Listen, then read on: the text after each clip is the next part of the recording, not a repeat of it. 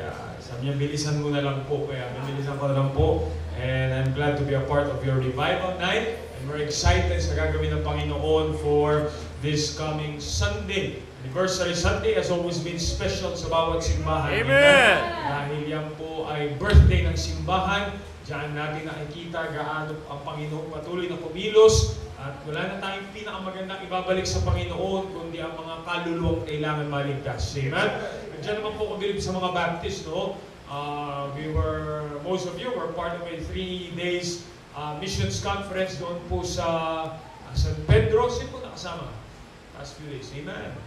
Amen. Praise the Lord. And actually, meron pa rin po kami prayer meeting ngayong gabi. Sabi ko no, and I asked my brother-in-law, Preacher Just, na mag-preach po ngayong gabi. Sabi po nila, may prayer meeting pa rin kayo? Ang mga Baptist po talaga, hanggat pwede magtipon, mag-aaral ng salita ng Diyos, ay mag-aaral ng salita ng Diyos. Amen? I want to hold you, no? You should have started 5:30, kaya lang na-delay po gawa ng traffic. At ayoko naman po kayo ang mag-suffer ng pagiging late po ng mga sasakyan, no? Let's all stand up, please. Acts chapter number 12. Acts chapter number 12. Mic check. Alright. Hello. Naririnig niyo po ngayong gabi. Amen. Acts chapter number 12. Reading verse number 20 to verse number 25. Acts chapter number 12, verse 20 to verse number 25. Alright? Nakita niyo na po, amen? Amen. Babasahin? Amen. Hindi pa naman nakikita. Amen. Nakita niyo na po, amen? Amen. Verse number 20 says, I'll read verse number 20. Basahin niyo po yung verse number 21 hanggang makarating po tayo sa Revelation. Amen? Yeah. What? Verse number 20 says, and Herod was highly displeased with them of Tyre and Sidon. They came with one accord to him, and having made Blastus, the king's chamberlain, their friend, desired peace, because their country was nourished by king's country. And upon it day Herod reigned royal power, sat upon his throne, and made an oration unto them. That is King Herod, alright? Remember King Herod? And the people gave a shout, saying, it is the voice of a God, small g, God, and not a man. And immediately the angel of the Lord smote him, because he gave not God the glory, and he was eaten of worms, and gave up the ghost. Verse number 24, but the word of God grew and multiplied. Verse number 25, please. And Barnabas and Saul returned from Jerusalem when they had fulfilled their ministry, and took with them the whose surname was I Mark. want you to notice verse number 22 and 23. And the people gave a shout, saying, it is a voice of a God, small g, and not of a man. Verse number 23, and immediately the angel of the Lord smote him, because he gave not God the glory. Tayo po'y manalangin. Dakilang Diyos, salamat po sa gabing ito. Thank you for the opportunity to be a part of this revival night in preparation for their missions conference. Salamat po kay Pastor Amir, sa kanyang pamilya po, Panginoon, sa gawaing ginagawa, tinayo niyo po dito sa Candelaria. At salamat po, Panginoon, sa leadership ni Pastor Amir. Thank you for the members who are here tonight. Lord, we want revival, and I cannot bring revival to these people except it be from your word po, Panginoon. At tunay nga po, bawat mananampalataya ay kailangan ng revival lagi sa aming buhay. Makita po namin kung sino kami, makita po namin ang purpose niyo po sa aming buhay, at makita po namin paano pa po namin kayo malulugod, O Diyos. And that's my part tonight, to help them, to remind them of God, para ang buhay po namin ay maging kalugod-lugod po, Panginoon, sa inyo. Let this not just be a service, because revival is not just really a service, it is a decision, a part of our life po, Panginoon, na bubuhayin ng inyong salita. At ito po ay maghanda po sa amin, bawat isa po sa amin, ng masigasig na paglilingkod para sa inyo. Patawad sa aming pagkukulang, pagkakasala. Bless you rin po ang service sa Las Piñas tonight, the power of Preacher Jess, as he preaches your word, and every churches na pinapangaral ang inyong salita, itinataas sa inyong pangalan. I promise you, God, you will get the glory in everything that will be accomplished tonight. Sa pangalan ni Jesus, Amen. Amen. Thank you, be seated please, and thank you for standing. Ang pag-aaralan po natin ngayong gabi, if you will study chapter number 12 in the book of Acts, ready to listen, amen? Amen. Handa na po ba tayo makinig, amen? Ang pag-aaralan po natin ngayong gabi is just a simple story about the life of Herod. we understand here on verse number 20, sabi po ng Bible, and Herod was highly displeased with them of Tyre and Sidon, because they came with one accord to him, having made Blastus, the king's chamberlain, their friend, because their country was nourished by the king's country. Ang Tyre and Sidon po were independent city-states. Okay? Ngunit sila ay nagkasundo po para humingi ng appeal. Pumunta po sila kay Blastus. You see that word there? Blastus, the king's chamberlain. Pag sinabi po natin chamberlain, siya po yung personal assistant na responsable po sa hari. Again, he was responsible for the king's living quarters at siya po yung nag-guard ng kanyang personal finances.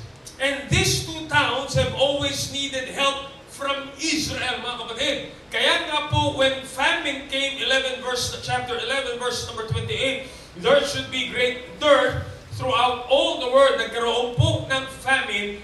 Perhaps that famine ay ginawa pong worse yung kanilang situation. So, kailangan nila itong kanang kamay ni King Herod, si Blastus. Okay? At humingi ng tulong sa kanya. And perhaps, ito ay kanilang sinuhulan para mahingan nila ng tulong. And those things are happening dahil nagkakaroon po ng celebration. Historians tell us that this 2-day celebration was set aside para i-celebrate po yung birthday ng Roman Emperor. And that's the second day was to honor Herod himself. If you notice verse number 21. And upon a set day, Herod arrayed himself in royal apparel. Royal apparel, sabi ng Bible, sat upon his throne and made oration upon them. You notice, here is Herod the king. Okay? Ito pong haring ito, ang kanyang robe, historians say, is made out of pure silver.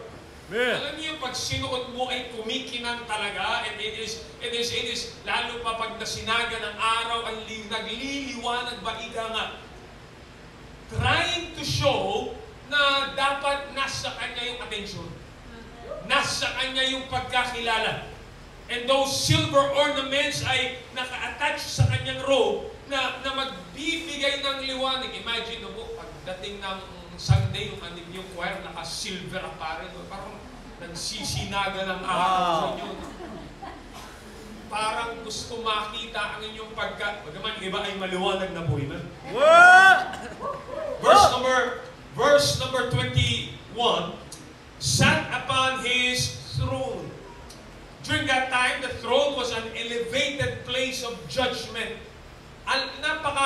Napaka-detalyado po nila pag pinag-usapan ang pagiging hari at napakataas ng tingin nila sa hari, napakataas ng tingin nila sa authority. Kaya nga po, yung kanyang trono po dito was an elevated place of judgment, making pronouncements sa mga, kumbaga, pag parang yung judge, di ba, nakapwesto ng mataas at pag siya ay pumukpok ng kanyang, martilyo, sasabihin naman ng Batanggenyo, ay judge na yung karpintero pa. Yeah.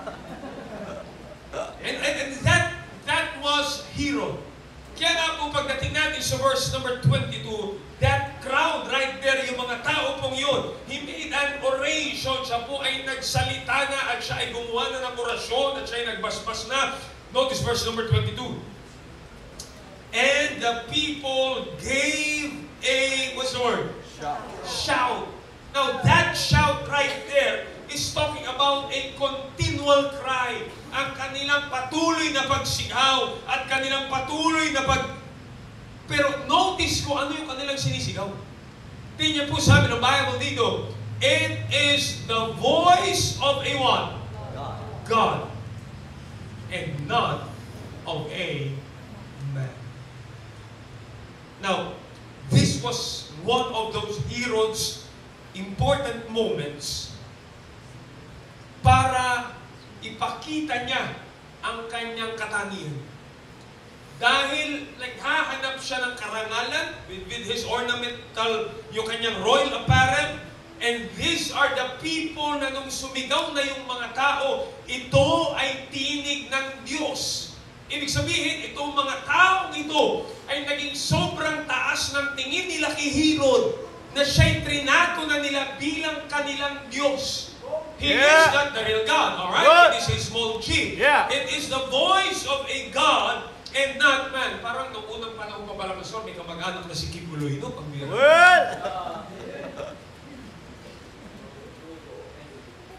And he said here, it is the voice of a God and not of a man.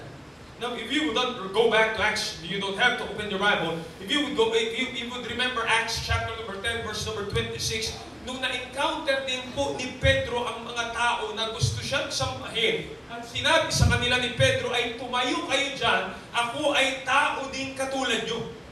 Rinibyok niya yung mga taong nagbibigay sa kanya ng dangal at sumasamba sa kanya.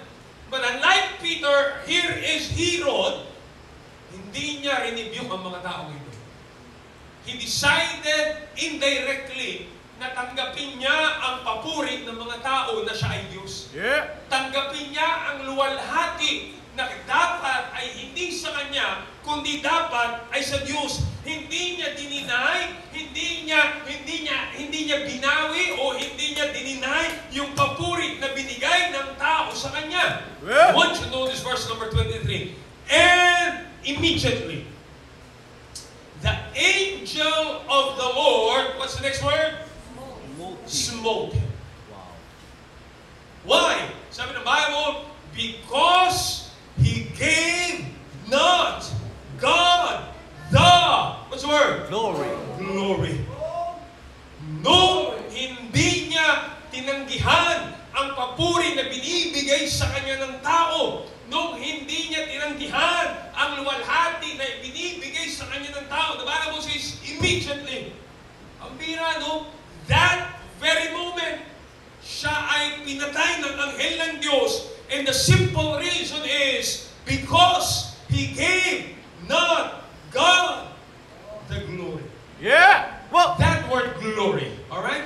Yung salitang glory po is one of those words na maraming beses ay ginagamit marahil natin, pero minsan ay maraming Kristiyano ay hindi ito nauunawaan.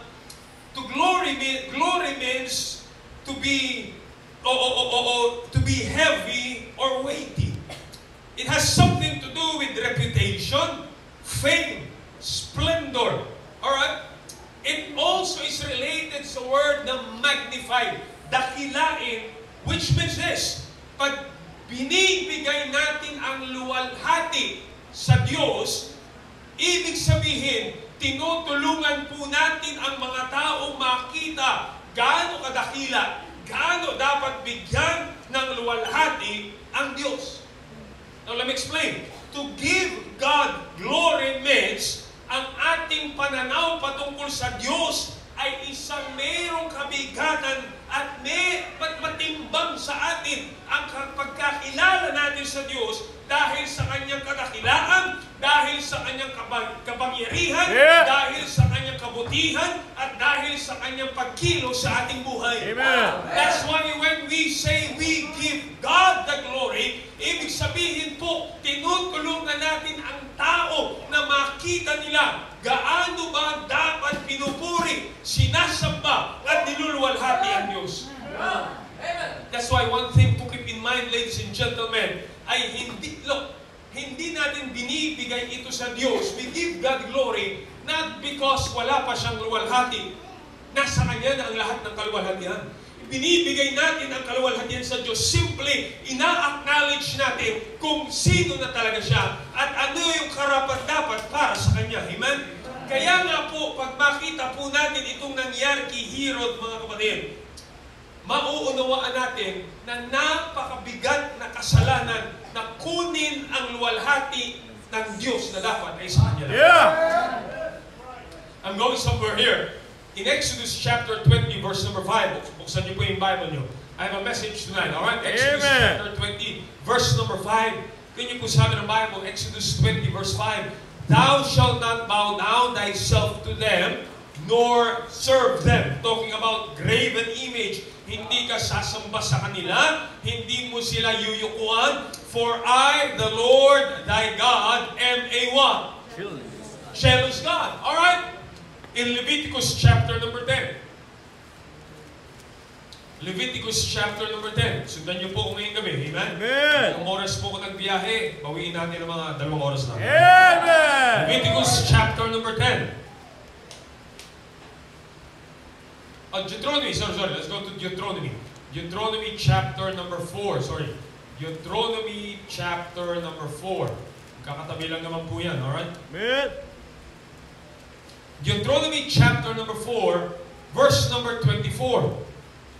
Deuteronomy chapter 4, verse number 24. Sabi ng Bible, for the Lord thy God is a what? Consuming fire, even a what? Jealous God. Alright, follow me tonight. Psalms 115. Psalms 115. Psalms 115. Nasusundan niyo po ngayong gabi, amen? Psalms 115, verse number 1. Psalms 115, verse number 1. Ready now? Ready, go. Not unto us, O Lord, not unto us, but unto thy name give what? Glory for thy mercy and for thy truth's sake. Alright, Isaiah chapter number 42. Isaiah, Jeremiah. Okay, ibuksan niyo po yung Bible niyo. Amen. Isaiah chapter number 42. Let's understand the truth here tonight. Isaiah chapter number 42, verse number 8. Isaiah chapter 42, verse number 8. You got it? Amen. Verse number 8. I am the Lord. That is my what? Name. And my what? Glory. Glory will I not give to another, neither my praise to whom? Graven image. Isaiah chapter 48. Isaiah 48. Amen. Verse number 11.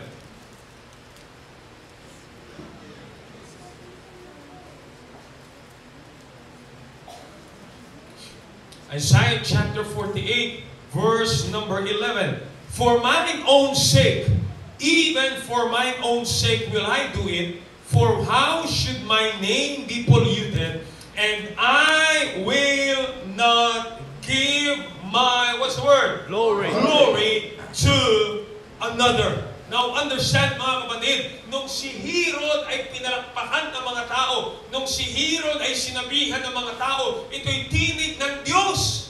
Yeah. At hindi ng tao, hindi ito tinanggihan ni Herod. And as a result, immediately, pagpira, no? Right that very moment, siya po ay namatay. Listen, alam niyo po ang kabaliktaran pag hindi natin binibigay ang luwalhati sa Diyos, Yeah. ito ay ating pagiging makasarili, at ito ay ating kayabangan. Now understand po, kung ako ay interesado na sa akin mapapunta ang papuri gawa ng aking kayabangan, then hindi na kukuha ng Diyos ang kanyang kaluwalhatian. Yeah. And that is exactly, kaya nga po if you go back to Acts chapter number 12, yung anghel na pumatay kay Herod, yun din po ang anghel na nagpalaya kay Pedro mula sa pagkakabilanggo, at yun yung isang kinasasama ng loob ni Herod. Dahil na, if you go back to Acts chapter number 12, tingnan niyo po, sa Acts chapter number 12, verse number 2, ay napapatay ni Herod si James. Kita niyo po yun? Napapatay ni Herod si James. And then if you continue reading sa verse number 5, pinakulong niya si Pedro, akala niya ay mapapapatay niya rin. Pero gumawa ng himala ang Diyos para ang Pedrong nakatanikala ay makalaya sa bilangguan. Kaya nga po, if you jump to verse number 19, chapter 12, verse number 19, and when Herod had sought for him, pagdating ni Herod ang bilangguan, wala si Pedro. And found him not, he examined the keepers and commanded that they should be put to death. Ganun kataas ang yabang nito ni Herod. Napapatay niya ito si James. Against siya sa pangangaral ng salita ng Diyos. Hindi pwedeng mangyari yung bagay na ayaw niya. Kaya nung si James ay nangangaral, pinakulong niya at kanyang pinapatay. Nung narinig niya si Pedro nangangaral, ito'y kanyang pinakulong at balak niyang ipapatay. Pero hindi niya nauunawaan, mayroong mas makapangyarihan sa kanya yung Diyos. Amen. Kaya na nung nabalitaan niya na si Pedro ay nakatakas sa bilangguan, by the way, in a miraculous way. That's right. Amen? You read that, Acts chapter number 12, in a miraculous way. Kita niya, wala si Pedro, ang dami ng bantay nun. Ang hinanap niya yung mga sundalo. At nung hinanap niya yung mga sundalo, sabi ng Bible, commanded, pambira, napahiya siya dun eh. Ano yung taong mayabang tapos napahiya, no? Yeah. Pinapatay niya yung mga taong nagpahiya sa kanya. Ganon kataas ang kanyang yabang. Ganon kataas ang kanyang pagtingin sa kanyang sarili. That's why when the people said, it is a voice of God and not of men, hindi niya sinaway ang mga tao dahil ang taas ng tingin niya sa kanyang sarili. And because he is taking the glory of God, siya ay pinapatay ng Diyos. Wala na pong mga taong pinaka-empty as those who are full of himself.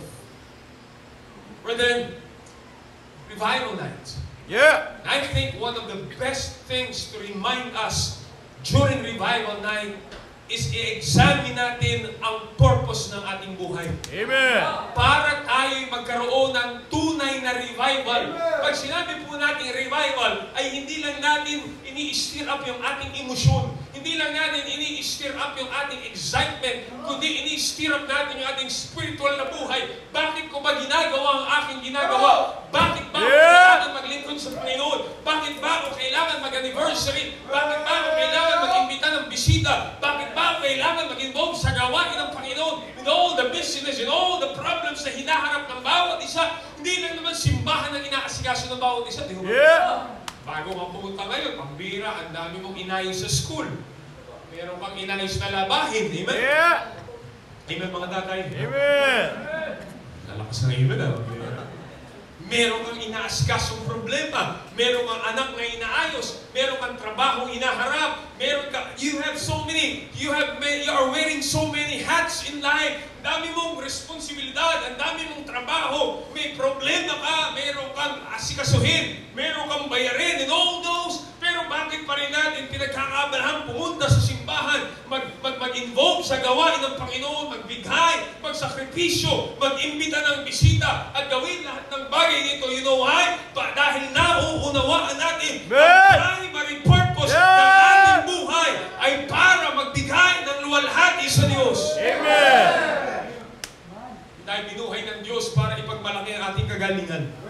Yeah. Tayo binuhay ng Diyos para sabihin na ikaw ay matalino, ikaw ay magaling, ikaw ay magpayaman, ikaw ay magpasikat, lamangan mo yung markada mo, siraan mo yung tao niya, sirain mo ang buhay mo. No! Isa ang layunin ng Diyos, kaya tayo iniligtas para magbigay ng luwalhati sa Diyos. Amen. That's right. Colossians chapter 1, verse number 16.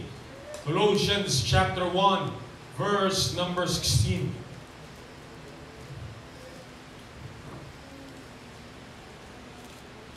Colossians 1 verse number 16, for by Him were all things created that are in heaven and that are in earth, visible and invisible, whether they be thrones, dominions, principalities, or powers. Read with me the last part. All things were created by Him and for Him. Amen. You want revival in your life? I mean, kahit sino mong pastor ay pwede tumayo sa likuran ng pulpitong ito, but hindi mo mauunawaan ang pinakalayunin ng iyong buhay, ay hindi tayo magkakaroon ng tunay na revival sa iyong buhay.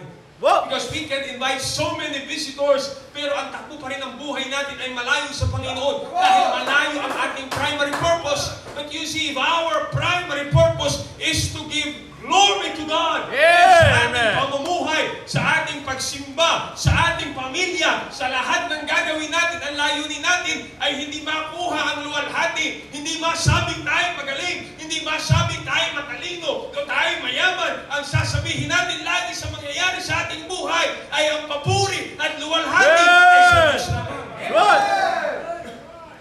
Amen. Yeah. Remember, si Nebuchadnezzar. Remember Nebuchadnezzar? Saan niyo po yung Bible niyo sa Daniel? Amen. Daniel chapter number 4. Isaiah, Jeremiah, Ezekiel, Daniel.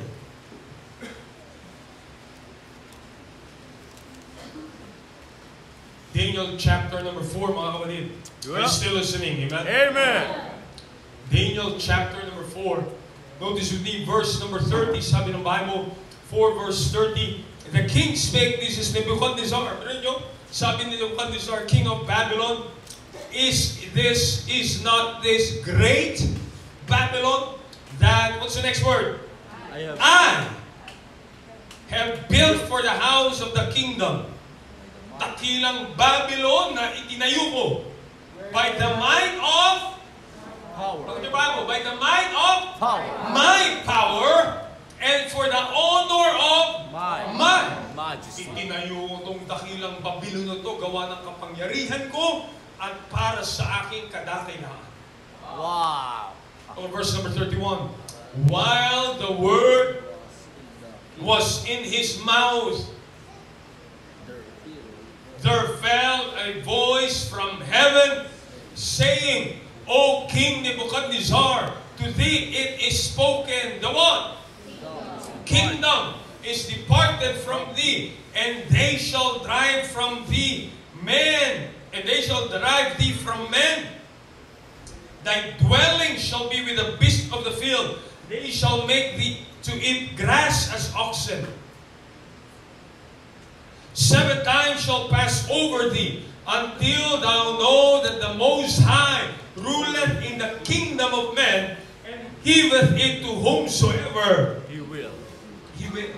Yeah. Verse number 33, the same hour was the thing fulfilled upon Nebuchadnezzar, and he was driven from men. Yung haring nagmamataas ay inilayo sa mga tao, at siya'y kumain ng damo parang oxen, and his body was wet with the dews of heaven, till his hairs were grown like what? Eagle's feathers, and his nails like what? Bird's claws. You see, isang bagay na ispaunawa ng Diyos dito kay Nebuchadnezzar. Pag ikaw ay nagmamataas na at pag tayo pinipilit na natin maluwalhati yung ating sarili at gawin yung sarili nating kagustuhan para makilala ang ating pangalan, the Bible is trying to say, gagawa ang Diyos ng paraan para ito'y ipaalala sa iyo at para ipaalala sa akin na kung wala ang Diyos, wala tayong magagawa at lahat ng luwalhati ay hindi sa iyo, kundi sa Diyos. Verse number 34, and at the end of the days, alam niyo po, ang mayabang talaga merong I problem. What? Puro I na lang. Ay, nako. At the end of the days, I, Nebuchadnezzar, lifted up mine eyes unto heaven. My understanding returned unto me. And I, what's the next word? Blessed the Most High. And I praised and honored Him that liveth forever, whose dominion is everlasting dominion. His kingdom is from generation to generation. Isang bagay ang pinaunawa ng Diyos at salamat naman na unawaan ni Nebuchadnezzar. Amen. Praise the Kung Lord. wala ang Diyos, wala siyang magagawa. That's right. At kung wala ang Diyos, kapatid, wala tayong magagawa. Naunawaan ni Nebuchadnezzar, ni isang katiting na papuri ay wala dapat siyang matanggap dahil lahat ng layunin ng Diyos, lahat ng ibinibigay ng Diyos sa buhay ko at ibinibigay ng Diyos sa buhay ko ay hindi para ating ipagmalaki, kundi para maunawaan na dapat ang Diyos ang naluluwalhati sa atin. Yeah. Amen? You see, nung namatay po ito si Herod, go back to Acts chapter number 12. Look at Acts chapter number 12. Acts chapter number 12. Look at verse number 24. Nung namatay po si Herod, look at verse number 24. But the word of God, what's the word? Grew and multiplied. Namatay ang taong nagmamapuri sa sarili, at ang salita ng Diyos ay naitaas at kumalat. Amen? You see, sa simula po ng Acts chapter number 12, makikita natin na pinapatay ni Herod si James, pinakulong ni Herod si Peter, and this Herod ay nagmamalaki ng kanyang kapangyarihan. Pero makikita po natin na tapos ang Acts chapter number 12, makikita natin na malaya si Pedro, si Herod ay namatay, at ang salita ng Diyos ay lumaganap at lumayo at kumalat, mga kapatid. Amen? Amen. Throughout this century, we have to understand, ang mga tao po ay nagdideklara na walang magagawa ang Diyos. I remember 1700s, a French author named Voltaire, ateista, taong hindi naniniwala sa Diyos. Search it out. This man, Voltaire, ay kumuha siya ng Bible at sabi niya, in 100 years, this book will be forgotten and eliminated. Year 1700, sabi ng isang mayabang na ateista, ang Biblia ay malilimutan na at ito'y hindi na natin makikita pa. After his death, nung namatay po itong Voltaire, yung mismong tahanan niya ay naging headquarter ng Geneva Bible Society na nag-distribute ng napakaraming Biblia. Amen. You see, ang ating maling pananaw sa buhay dapat maunawaan natin nagiging hadlang para makita ang kadakilahan ng Diyos. Yes, man. Tonight, I challenge you on your revival night, ladies and gentlemen. On your revival night, matatapos ang revival night, matatapos ang anniversary, pero sa mga okasyong ito ng simbahan at higit sa buhay mo at sa buhay ko, at least magkaroon ng mananatiling revival na lahat ng dapat ginagawa natin ay nagbibigay luwalhati hindi sa ating sarili, hindi kung kanino mang tao, hindi para sa palakpak ng social media kung sino mang tao, pero lahat ng ating ginagawa dapat ay ang naiitaas ay ang kaluwalhatian ng Panginoon na ang makakapagkikitangan ng maraming bisita, makakapag-akay ka ng maraming kaluluwa, hindi para sabihin ikaw ay magaling, kundi para kaluwalhati ang Diyos. That should be our story. Amen. Ang buhay po natin, mga kapatid, dapat ang maging storya. That's right. Ang buhay ko dapat naluluwalhati. That's our message tonight. God's glory must be my story. Wow. Amen. God's glory must be my story. Said this many times already doon po sa mga kapatiran sa Las Piñas. Ayaw mo pag si Melvin Laurena ay pumano sa sanlibutan ito, ay sasabihin lang nila na si Melvin Laurena ay magaling mag-basketball, magaling mag-preach, puro kagano. Gusto ko po ang magiging storya ko at ang makikita ng aking anak at ang makikita ng mga susunod na henerasyon ay sa buhay ng taong ito ay nakita ay kaluwalhatian ng Diyos. Pag tayo pumanaw sa mundong ito, huwag naman nila makita, pambira yung taong yun, napakayaman, napakagaling umawit, lahat na napakasayo, napakayabang. Listen, the story of your life should be ang buhay ng taong ito ay nagwalhati ng Diyos. That's right. Dahil hindi naman tayo lahat ay makaranas ng posisyon na makikita ang iyong pangalan. Habang marami ay nakikilala sa kanilang karangyaan, marahil tayo ay dadaan sa maraming pagsubok, sa maraming suliranin, sa maraming bagay na dadaan sa ating buhay na marahil ay ayaw natin. Pero sa maganong sitwasyon, ikaw ay makikita ang tapat pa rin naglilingkod sa Panginoon, sa iyong kahinaan pisikal, sa iyong karamdaman at sa mga persecution na nararanasan mo, makapaglilingkod ka pa rin sa Panginoon at may bibigay ang best mo sa Panginoon. Bless God! Dahil sa ganong sitwasyon, ang storya ng iyong buhay ay nagbigay luwalhati sa Diyos. Right. It's good to have buildings, pamira. Ano malalaman mo ang Baptist Church? Madaling makilala ang Baptist Church. Pag dumaan kayo, alam niyo kung paano po? Laging under construction. Laging pinakalawit na bakal. Laging may simentong nakahalo. Laging ang mga manggagawa ay puro Yeah. kabuk. No?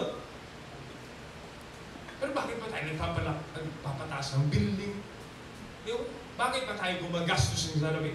Para sabihin na tayo magagaling? Yeah, come O on. para tayo makapag-imbita ng mga taong maliligtas? Why? Para maluwalhati ang Diyos. Amen. That's right. God's glory must be your story. Estudyante, bakit ka ba nag-aaral ng mabuti? Kung nag-aaral ka mabuti. Ba't ba tayo nagbibihis ng maayos para sabihin ikaw yung pinakamagaling magbihis sa simbahan? What? Amo? Bakit ba natin ginagawa yung ating ginagawa? Yeah. Bakit ba tayo nagpapagal, nagpapagod, nag-a-anniversary, magmo-motorcade? May motorcade kayo po, sir? May motorcade po. Kami naingit ako sa mga simbahan may motorcade. Kasi sa Las Piñas, sir, hindi namin pwede gawin yan. Sobrang traffic eh. Pag nagsimula kami ng alas 8 motorcade, alas 12 na, isang daang metro pa lang kami. Kaya ho, pag kami nag-motorcade sa Las Piñas, maingit kayo. Alas 3 ng madaling araw kami mag-motorcade. Walang traffic. Tulog pa. Mga alas 4 ng umaga kami mag-motorcade. Tingnan ko lang, walang traffic. Hindi kami pwede mag-motorcade po. Talaga ng traffic eh. Alas 8 kami magsisimula. Alas 12, lalabas pa lang kami ng kanto ng simbahan. Tapos, mas malalakas pa yung mura ng mga nagagalit sa'yo kaysa sa motorcade mo. Na imbis na may maimbitahan ka, mas nagalit pa sa simbahan kasi nagawa ka ng traffic. Pero pa tayo nagmo-motorcade? Yeah, yeah. Come on. Parang ang gulo sa barangay. Oh.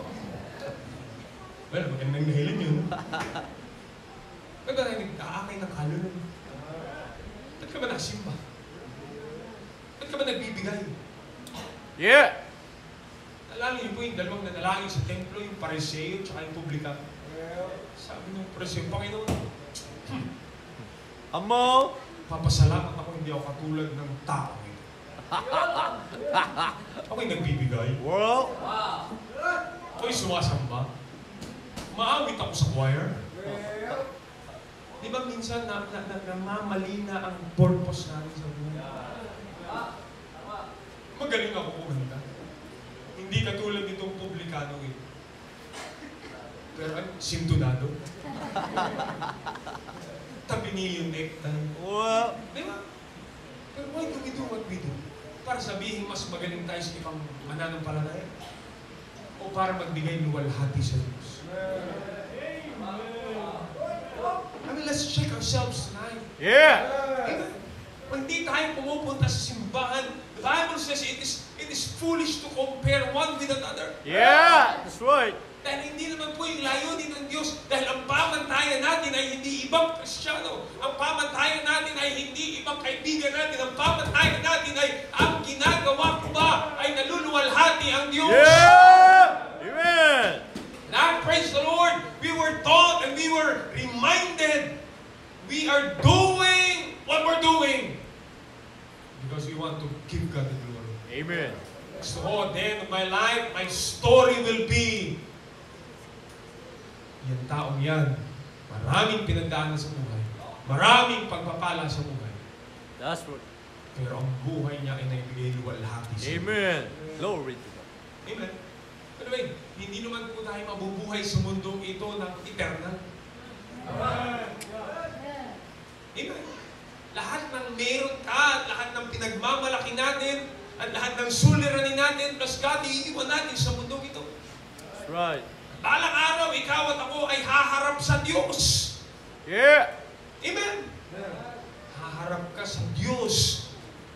Dapat naluwalhati natin habang tayo nabubuhay sa mundo ito. Let me give you 3 things tonight. Number 1, live a life glorifying God. Let's live a life glorifying God.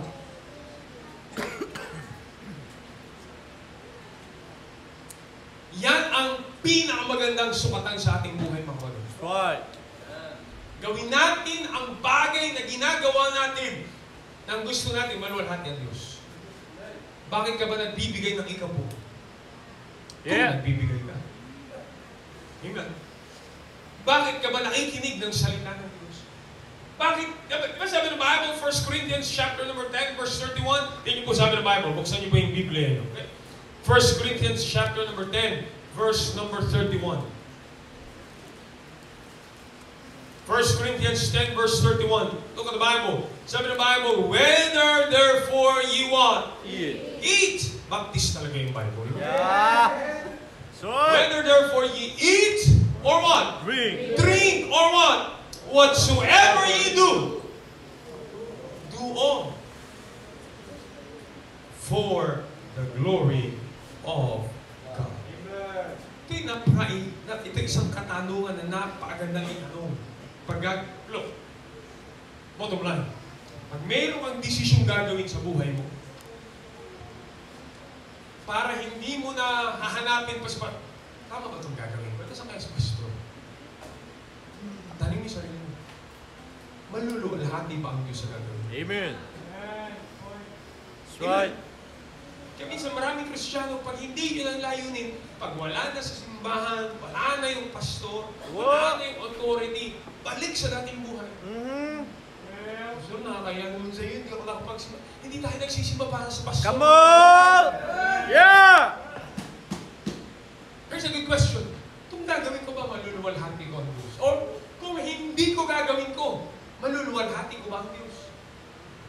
Look, that's why you will be excited mag-akay ng kaluluwa. That's why you will be excited mag-involve sa anniversary. Why? Dahil alam mo, ang gagawin mo, mapapagod tayo, yes. Gagastos tayo, yes. Hindi ito komportable sa ating buhay. Ito ay hindi tayo sanay. Pero gagawin ko, sasanayin ko, aayusin ko, pagsasakripisyuhan ko. Why? Yeah. Dahil ang goal ng buhay ko ay maluwalhati ang Diyos. Amen!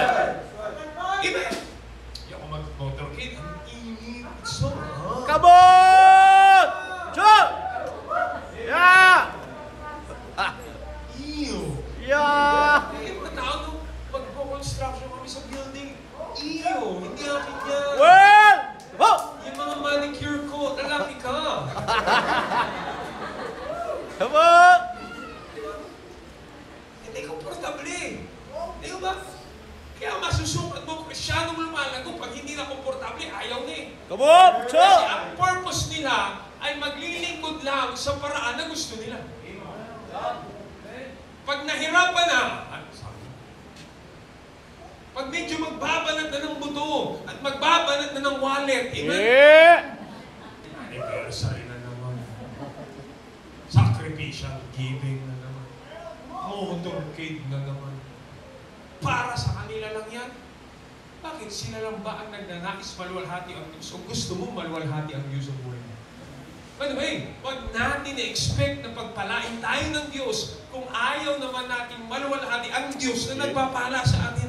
And like what Pastor Ed said the other day, magbigay tayo ng dahilan para pagpalain ka ng Diyos. Yeah! Amen! At kung ikaw man ay pinagpapala ng Diyos, listen to this, pag hindi na natin naluluwalhati ang Diyos, anytime, immediately, Smoke. kaya-kaya rin sila ng Diyos ang pagpapala sa atin. That's right. That's right. Amen? That's true. Look, live a life glorifying God. Amen? Tayo kayo palang mga umaawit at kayo mga nag-lead. Pag dumating ang pagkakataon na masyado ng napakagaling mo at hindi na nakikita ang Diyos, alalahanin mo na lang si Herod. Yeah. Well! Amen? Pag nagkakaroon ka na ng inggit, bakit siya pinagsusunglit? Bakit si tatay pamira pinagsusunglit? Umira, kahit sino na, pagsusunglit din si tatay, di ba? Umira. Yeah! Pag kaya mo ngayon at tatlo na yung kamay mo magsunglit, pwede ka na magsunglit. That's right! Pero pag naghahanap na tayo ng posisyon, ng pangalan, ng titulo, ng palakpak ng tao, Well! nagkakamali na ang motibo natin sa buhay. Listen, be reminded that we What? must live a life glorifying God. That's why the Bible says, let your light so shine before men that they may see what?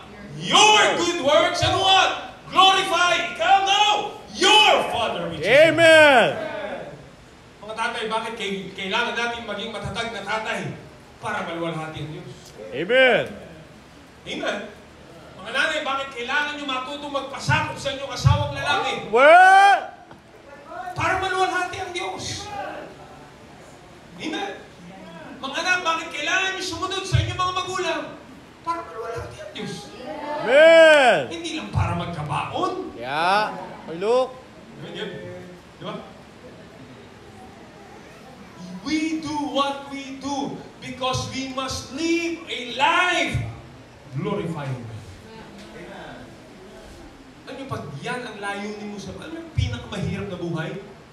Yung mag-please ng maraming tao. Yeah. Amen? Kaya magpasalamat po kayo, meron kayong pastor na ang goal niya ay ma-please ang Diyos sa kanyang buhay. Amen. Kasi pag ang goal ng pastor ay ma-please yung tao, 7 taon na rin po ako nagpapastor sa Las Piñas. May mga member na gusto mahabang preaching. Meron ba? Meron parang wala yan. May mga member na gusto maiksi preaching. May mga member na gusto mas maiksi yung preaching. Wala pa lang member na gusto yung mahabang preaching. Wala. May mga member gusto puro joke lang sa preaching. May mga member gusto lagi may kainan sa simbahan. May mga member pag may kainan na, ayaw naman kasi may gastos daw. May mga member gusto kumain lang, ayaw naman gumastos. Word. Pag ang naging sukatan ng pastor ay yung gusto ng bawat membro, ay magtitirinta sa mga pastor talaga. Kasi iba-iba yung gusto eh. Tama? Sinabi ng pastor, ilang po Sunday is anniversary nyo? 2. Pambihira, bakit 2 Sunday yung anniversary namin? Nung isa lang, bakit isang Sunday? Mahihilo. Naman to, dami namin tao, isang Sunday. Nung di naman 2, hindi naman to, dami gastos, 2 anniversary. Ano ba talaga, kuya? Come on. Diba? Pero salamat na lang, ang mga lingkod ng Diyos ay nakatuon sa salita ng Diyos. That's right. Na ang ninanais natin ay maluwalhati ang Diyos. Live your life. Live the life glorifying God. Number 2, I have 3 statements. Number 2, it is impossible to live for the glory of God without complete surrender. Yeah. Come on. Come on. It is impossible to live for the glory of God without complete surrender. Pag ang goal mo sa buhay ay maluwalhati ang Diyos, magiging imposible mangyari yan pag ang buhay mo hindi surrendered para sa Panginoon. You hear me? That's why so many Christians, dito po humihinto ang maraming Kristiyano at dito tumitigil maglingkod ang maraming Kristiyano kasi hindi totally surrendered na ma-please ang Diyos. Yeah. Gusto ko ma-please ang Diyos pero pag mahirap na, ayaw ko na. Gusto ko maluwalhati ang Diyos pero pag dudukot na ako sa bulsa, ayaw ko na. Gusto ko maluwalhati ang Diyos pero pag masasagasaan na yung aking yabang, ayaw ko na. Come But on. you see, if you really want to glorify God, there must be a complete surrender. You remember what the Bible says, if any man will come after me, let him deny himself. Yeah. Take up his cross and follow him. Kalilimutan natin ang gusto natin sa buhay. Kalilimutan natin yung pangalan natin. Kalilimutan natin kung ano yung madali. Kaya nga maraming Kristiyano, pag anniversary, pag revival, wala. Pag motorcade, wala. Pag imbitasyon, wala. Pag kainan, nandiyan na yung lechon, nandiyan. Yeah. Bye. Sa baboy lang sumusurrender. Whoa. You see, it takes complete surrender. Amen. Maluwalhati ang Diyos.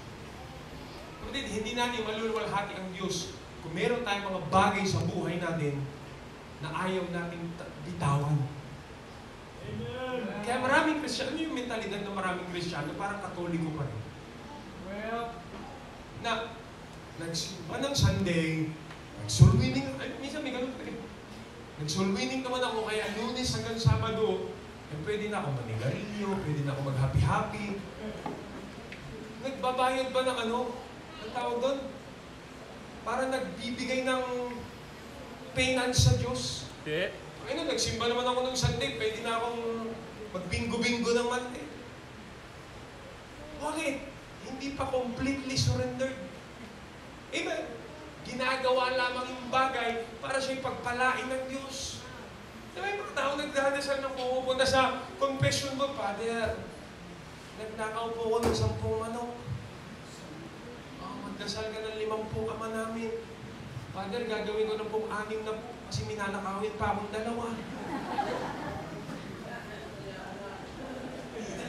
Look, why? Kasi hindi nila nauunawaan eh. And Christians realize, hindi natin ginagawa ang isang bagay para maging mabango tayo sa Diyos. Ginagawa natin ang isang bagay para maluwalhati natin ang Diyos. Amen! Kaya sabi ng Bible, whether therefore ye eat or drink, because if that is your main purpose in life, hindi lamang Sabado at Linggo mo nais maluwalhati ang Diyos, pati Lunes. That's right. Hindi lamang tuwing anniversary nandiyan ang iyong involvement, pati kahit hindi anniversary. Amen? Uy, tapos na anniversary, balik na naman sa dati. Kailan magpapakita uli yan? Mas fellowship naman. Kailan sila magpapakita? Birthday naman. Mga Kristiyanong pang special na okasyon. Gusto lang maluwalhati ang Diyos pag special na okasyon.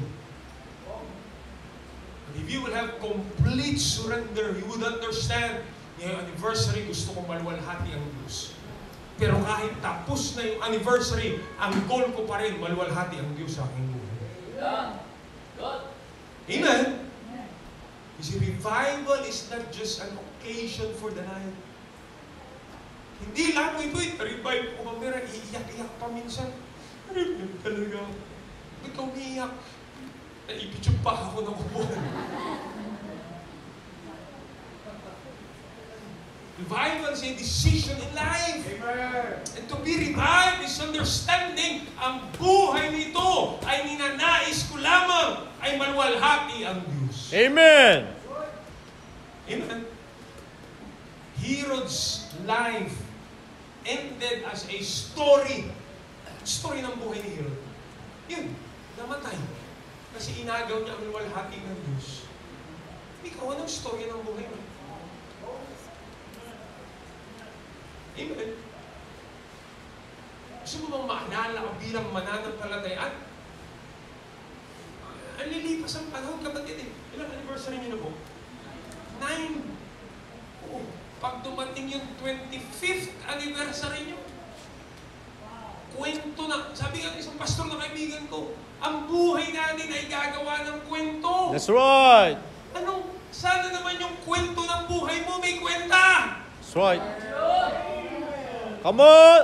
Aanin natin yung kwento ng buhay natin kung wala namang kwenta at magkakaroon ng kwenta ang buhay natin kung ang storya ng ating buhay ay ninanais nating maluwalhati. That's right! Amen? Amen. Number 3, last. Your story may end, but God's glory will never fade. Amen. Your story may end, but God's glory will never fail. Namatay si Herod, tapos na yung story ng buhay. Kahit suot niya pa yung, ano sabi ng Bible dun sa Acts chapter number 12, kita niyo po yun? Silver ornaments. No? Sabi ng Bible sa verse number 21, and upon the set day, arrayed in royal apparel. Kahit kumikinang pa yung kanyang kasuotan, natapos din naman ang storya ng kanyang buhay. At kahit anong royal apparel pasuot niya, pag nasa kabangong kanan, kumikinang ka pa rin, pero patay ka pa rin. Amen? Pero, ang storya ng buhay natin ay magwawakas. Pero pag ang buhay mo'y nalwalhati ang Diyos, papuri sa Panginoon. Amen. Amen. Amen. Ano mang meron ka, sakit man, hirap man, yaman man, o anniversary, magwawakas lahat yan eh. Matatapos lahat yan. But the end of the day, sa mga pangyayaring yan sa buhay mo, naluwalhati ba ang Diyos? February po, 2023, last year February, meron pong isa kaming bagong member tumawag sa akin on a Saturday morning. Sabi niya, Pastor, pwede niyo po kaming matulungan kasi yung pamangkin ko po ay sinaniban daw ng mga spirit. Eh, taga Batangas o. Hindi ko ba alam bakit Batangas, Candelaria, daming napoposes no. Hindi ka naman po mapupuntahan yan. Hindi ko, Pastor, pinapunta ko po dito sa Las Piñas. Sabi ko, Saturday night, 8 o'clock, Pastor, nandito na po sila sa bahay. You know, Pastor, pag Sabado ng gabi, busy ang church and everything, all those. Hindi ka naman pwede masabi, Ma'am, pwedeng next week na lang.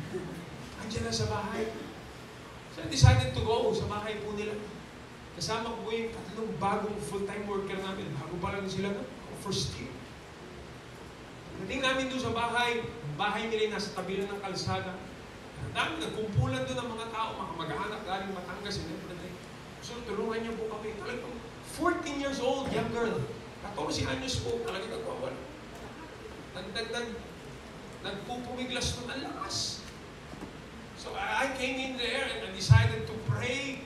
Hindi ko alam, yung boses ko, ang kanta ko ang nagpalaya, o yung boses ko, na parang mas sumama spirito nung narinig yung kanta ko. I was there praying, pambira. Ano, wala namang ibang katatakutan ng evil spirit, kundi ang salita ng Diyos. Amen. Kaya lang, meron doon, napapalibutan po kami ng maraming tao, nasa bintana yung isa. I was praying, kinakausap ko siya, yung isa nandun sa labas, hawak yung cellphone, nakalagay sa YouTube na nag-speaking in tongues yata, ginaganon niya doon sa bintana na, sabi ko, saglit lang po pinatawag niyo po ako dito para tulungan kayo. Gawin muna natin yung paraan kung tama kaysa sa mga ideya niyo. Well, Amen. it was 1 hour, Saturday night, kumalma po itong 14 anyos na bata. Kumalma naman, kausap ko ng maayos. I was able, I think napasabay ko po siya sa panalangin nung kumalma po siya. From then on, nung kumalma naman siya, sabi ko, sige po, tutuloy ko. Ganda po, bukas nasa church po kayo. Sunday morning came, pagdating namin sa simbahan, tuturo po ako ng Sunday school, nakita ko silang dumarating, 10. Hindi evil spirit, so pagdating po sila doon sa, I was happy, kasi kalmado pa rin yung bata, dalawa sila magkapatid na babae, kalmado po sila doon sa pumasok, naupo sa gilid. I was teaching Sunday school. Ako nagtuturo ng Sunday school, may bisita po akong Amerikano na magpipreach doon Sunday morning. About 8:30 kami nag-start, about 8:55. Nagtuturo po ako ng Sunday school right on the left side ng auditorium. Yung bandang pwesto mo yan. Meron na sa gitna po ako, nagtuturo ko ng Sunday school, nagliparan yung mga monoblock chairs. Kumalap ng isang bata yan, tinamaan, mamira. Lo and behold, yung batay na possessed na naman. Nagtuturo po ako ng Sunday school. So hindi ko, ang ginawa po nung bisita ko Amerikano, kasama ni Pastor Miller, pinuntahan niya po, went there and started praying. Nakikinig ako, hindi magkakaunawaan. Siguro English tsaka Tagalog yung English spirit. What? Siguro ang language ng English spirit. Kasi magkakaunawaan. So nakita ko, umalis po siya. Wala akong na ibang option na gawin, kundi puntahan. So iniwan ko po yung pulpit. Pinuntahan ko po doon sa gilid. And it was really pambira. Actually, meron kami 2 young people na umuwi sa sobrang takot. Umuwi talaga. So, nung hindi ko po siya mapakalma doon, dinala namin doon sa maliit na office. We were there in the office. Yung kasama ko pong Amerikano, umakyat, pumunta sa harap, nag-preach. Wala sa program namin. Pero nag-turo ng Sunday school. Nandun po ako sa office. Right there in the office, kita ko yung babae pambira. Nakita ko, wala. Possessed to na. Niyuyukuhan ko, pinagpipray ko, hinihila yung necktie ko eh. Sabi sa akin, yung pare nga, tinawanan ko, sino ka? Sabi ko, Panginoon, huwag niyo ko ipapahiya dito. All these are happening during Sunday school. I'm not lying, my wife is there. Mira. And I decided to pray, and aawitan mo ng Power in the Blood, babasahin mo ng Bible, ang pira. And nandun po yung mga kamag-anak na Yung isa, pahahawakan sa kanya ng rosaryo. Sabi ko, ma'am, bitawan niyo muna ho yan, ha? Kinukontra niyo yung ginagawa ko, eh. So they allowed me to do it. After Sunday school, kumalma po yung bata. And we were so happy. Akala ko, nagkaroon kami 10 minutes break. Nag-10 minutes break lang din pala. Kasi nung service na naman, nakapag-MC na ako, akala ko okay na. Mamaya biglang nagwala na naman, balik na naman ako sa likod. And all this is happening during Sunday morning service. And I went to the back again, nandun kami sa office, at talaga naman, and she was, talagang, kita mo yung kapangyarihan ng evil spirit, mga kapatid. By the way, the evil spirit is real. Yep. Ngunit salamat may kapangyarihan ng salita na. Amen. Make that long story short, before the service ended, napaunawa ko sa batang ito ang simpleng paraan ng kaligtasan. By her testimony, siya'y sumunod sa panalangin, tumanggap kay Kristo. Amen. After 2 weeks, bumabalik po sila the following Sundays. There was a time na nabaptize ko po yung dalawang magkapatid, yung nanay, I'm not sure, nabaptize ko po yung tatay. They have to go back to Batangas, dyan po talaga sila. But, umikot ang news was heard that through the power of the Word of God, ay nakast out ang evil spirit. Amen. The glory belongs to God. Amen. Kapatid, kagawa ang Diyos ng sitwasyon sa buhay natin. Hindi para ipakita na ikaw ay magaling. Hindi para ipakita na ikaw ay kawawa. Yeah. Hindi para ipakita, hindi para ipaalam na ikaw, para sumikat ka. Daniel and 3 Hebrew men in Babylon, do you remember that? Yung tatlong Hebrew men, amira, they were tested on that Babylon, on that strange land. Sabi ng hari, ang hindi magbabow down, pag tumunog ang musical instruments ay itatapos sa burning fiery furnace. Hindi sila nag-bow down. Pinatawag sila ng hari at sabi ng hari, hindi kayo nag-bow down. Sabi nila, tatapon namin kayo sa burning fiery furnace. Sabi nila, okay lang po. Dahil ililigtas kami ng aming Diyos. At kung hindi man kami iligtas, hindi pa rin kami matulog.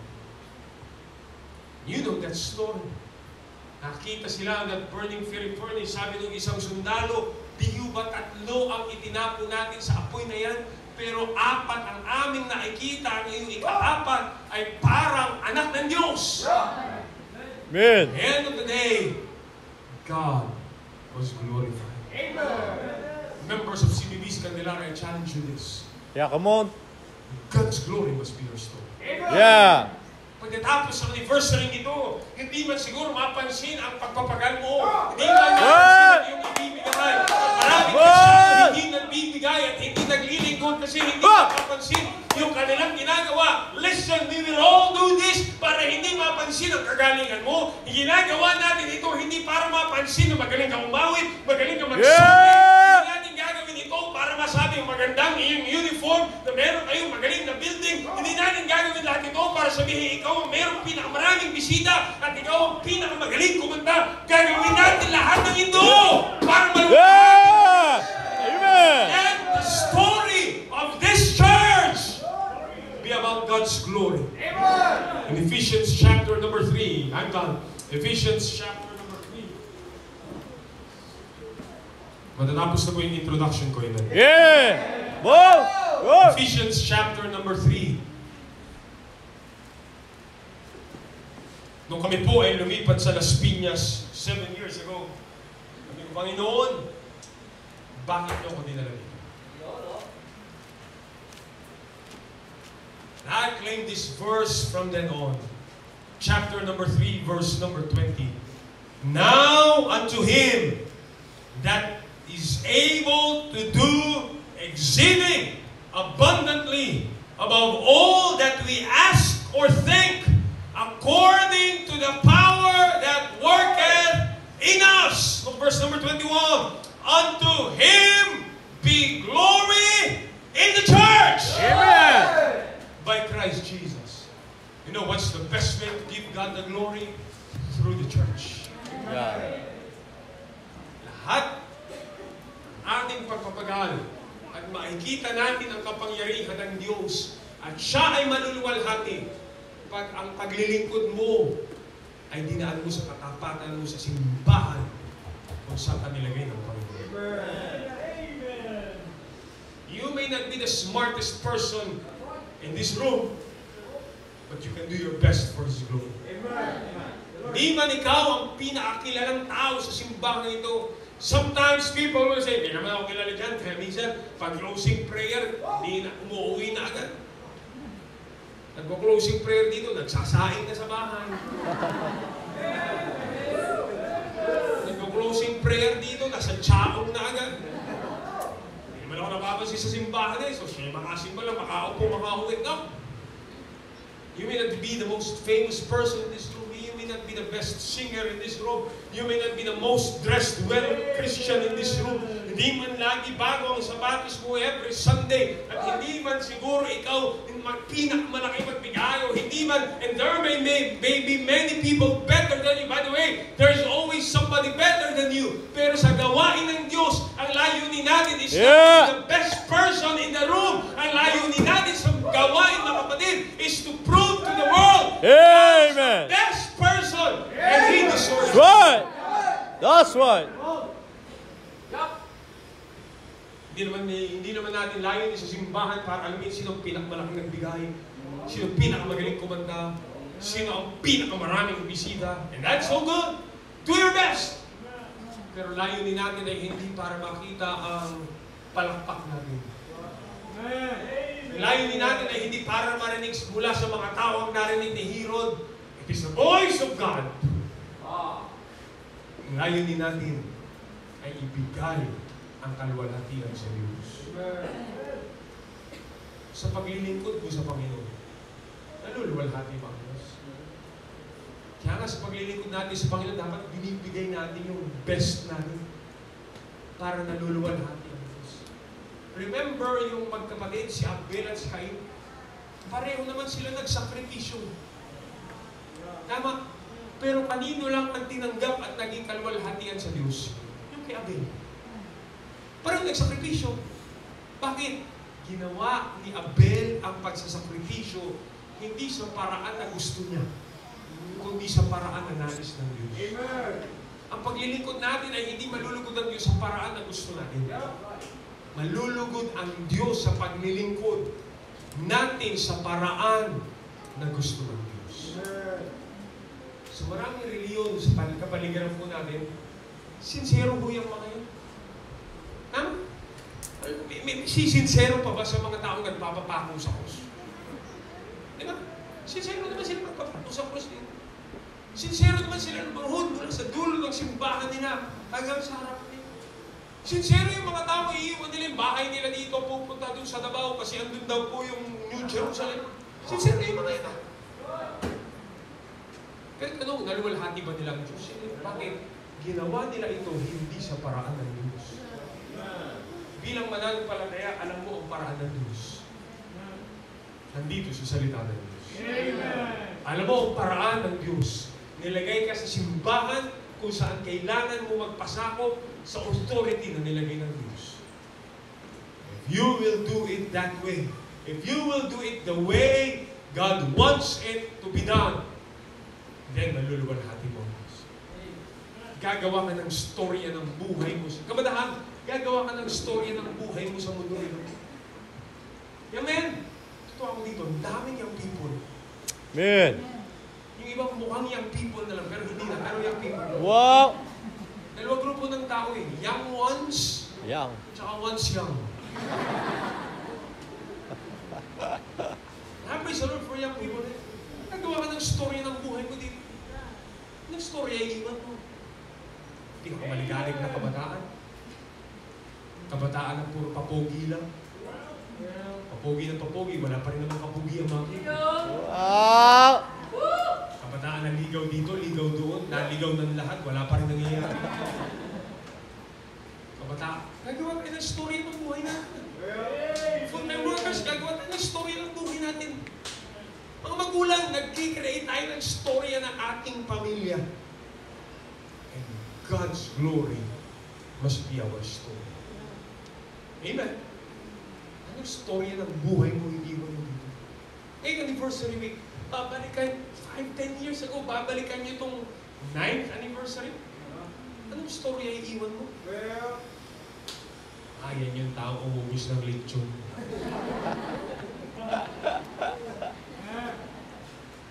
Babalikan ba natin to na doon ko natutunan magtrabaho na ninanais ko maluwalhati ng Diyos? Remember here, when he took the glory from God immediately. Kapatid, ang layunin ng Diyos sa buhay mo ay maluwalhati ang Diyos. At kung sa buhay natin wala na tayong goal na maluwalhati ang Diyos, bakit pa tayo mabubuhay sa mundong ibabaw na ito? This evening I challenge you, let God's glory be your story. Let this anniversary week, let the story of this 9th anniversary be about the glory of God. Hindi ka mapapalakpakan. Hindi ka mapapansin. Hindi ka mapipicturan. Hindi mo post yung mukha mo doon. Hindi nila makikita ang handang pagpapagaling. Pero masaya ka pa rin uuwi at magpapagpag at hihiga at sasabihin mo, sana naluwalhati ko. Amen. It will be a very busy week. Motorcade, Sunday. Sometimes I'm busy. Sunday, Pastor. Sunday morning, magsa-Sunday school ako. Magpipreach sa morning, magtuturo sa yung people sa hapon. Pipreach sa gabi. Tiring Sunday, right? Nakakapagod. Kakausapin yung mga tao. Magpipreach sa mga taong natutulog naman sa simbahan. Sometimes I will lie down on the bed, hihiga po ako sa kama. Ano sa isip ko, Panginoon, sana sa lahat ng pinagpagalan ko ngayong araw nito, sana naluwalhati ka. May mga taong sumimango. May mga taong hindi natuwa. May mga taong walang pakialam sa nangyari. Pero I lie down on my bed many times, Panginoon, sana lahat ng pagpapagalan ko naluwalhati. Amen. Kapatid, let God's glory be your story. Kaya po tayong lahat, dakilang Diyos, salamat po sa inyo salita. Lord, I've done my best tonight sa inyo pong luwalhati. Let them forget the speaker, okay? Pero ang prinsipyo ng salita ng Diyos ay manatili po sa aming puso, Panginoon. Dahil ang isang dapat isinisigaw lamang ng aming buhay ay maluwalhati po namin kayo, Diyos. Natapos na po ang taong ito, and the CBBC Candelaria celebrates their anniversary. And as this year ends, po Panginoon, may the story of 2024 shout na naluwalhati po namin po. Mga Kristiyanong patuloy na nabubuhay na malayo sa inyong kalooban, tunay nga po hindi kayo naluwalhati. I pray the message tonight will help them understand that the main goal of our Christianity is to give glory to God. Bagay na hindi niyo po ibibigay kahit kanino at ito sa inyo lamang po. Nawa ito ay maipakita po namin, Lord, sa inyo. Bless mo invitation tonight sa pangalan ni Jesus. Amen. May study